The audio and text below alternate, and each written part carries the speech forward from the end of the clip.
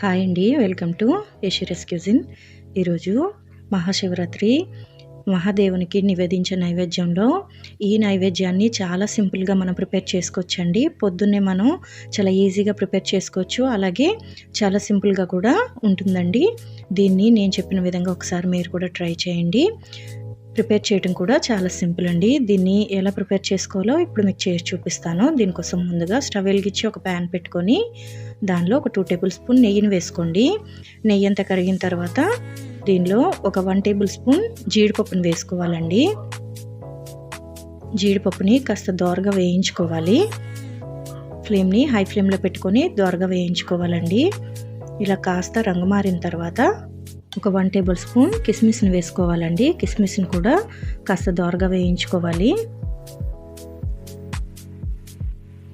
ఈ విధంగా దోరగా వేగిన తర్వాత వీటిని తీసేసి ఒక ప్లేట్లో పెట్టుకొని ఒక పక్కన పెట్టేసుకోండి. ఇప్పుడు అదే ప్యాన్లో 1 కప్పు బెల్లం వేసుకోవాలండి.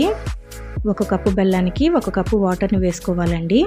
వేసుకొని బెల్లం పూర్తిగా కరిగిపోవాలండి. కరిగితే సరిపోతుంది, పాకం ఏమీ రావాల్సిన అవసరం లేదు.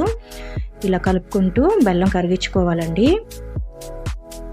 ఇలా కరిగిన తర్వాత ఆ బెల్లం వాటర్ని వడకట్టుకోవాలండి. వడకట్టుకొని ఒక పక్కన పెట్టేసుకోండి. ఇప్పుడు అదే ప్యాన్లో ఒక 1.5 స్పూన్ నెయ్యిని వేసుకోవాలండి. ఇలా నెయ్యి వేసుకున్న తర్వాత నెయ్యి అనేది పూర్తిగా కరిగిపోవాలి. ఇలా పూర్తిగా కరిగిన తర్వాత దీంట్లో ఏ కప్పుతో బెల్లం తీసుకున్నామో అదే కప్పుతో గోధుమ పిండిని వేసుకోవాలండి. వేసుకొని ఫ్లేమ్ని లో ఫ్లేమ్లో పెట్టుకొని రంగు మారేంత వరకు కూడా కలుపుకుంటూ ఫ్రై చేసుకోవాలండి గోధుమ పిండిని. ఈ విధంగా కలుపుకుంటూ ఒక 2 నిమిషాలు వేయించుకుంటే కలర్ అనేది మారుతుందండి. అప్పటి వరకు కూడా ఇలా కలుపుకుంటూ లో ఫ్లేమ్లోనే ఫ్రై చేసుకోవాలి. వీడియోలో చూపిస్తున్న విధంగా కలర్ మారాలండి. ఇలా మారినంత వరకు కూడా ఫ్రై చేసుకోవాలి. ఇప్పుడు ఫ్లేమ్ని లో ఫ్లేమ్లోనే పెట్టుకొని ముందుగా మనం కరిగించుకున్న బెల్లం వాటర్ని వేసుకోవాలండి. ఇలా వేసుకుని ఉండలు లేకుండా మొత్తం పిండంతా కూడా బెల్లం వాటర్లో కలిసేలాగా కలుపుకోవాలండి. ఫ్లేమ్ని లో ఫ్లేమ్లోనే పెట్టుకొని కలుపుకోవాలండి. ఇలా ఉండలేకుండా కలుపుకుంటూ ఉండాలి. ఈ వీడియోలో చూపిస్తున్న విధంగా పిండిని కలుపుకోవాలండి. ఇలా కలుపుకున్న తర్వాత దీనిలో ఒక 1 స్పూన్ నెయ్యిని వేసుకోవాలండి. ఇలా నెయ్యి వేసుకొని ఒకసారి బాగా కలుపుకోవాలండి. ఇలా కలుపుకుంటూ లో ఫ్లేమ్లోనే ఇలా కుక్ చేసుకోవాలి.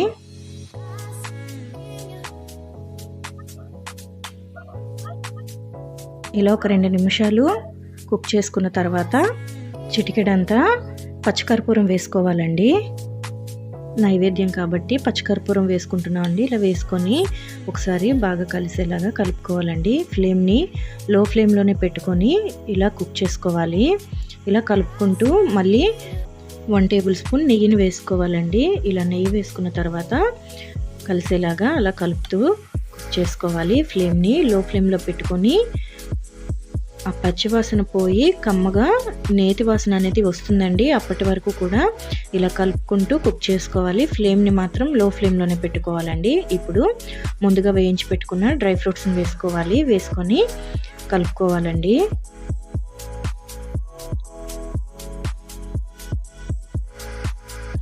ఇంతే అండి, నైవేద్యం రెడీ అయిపోయిందండి.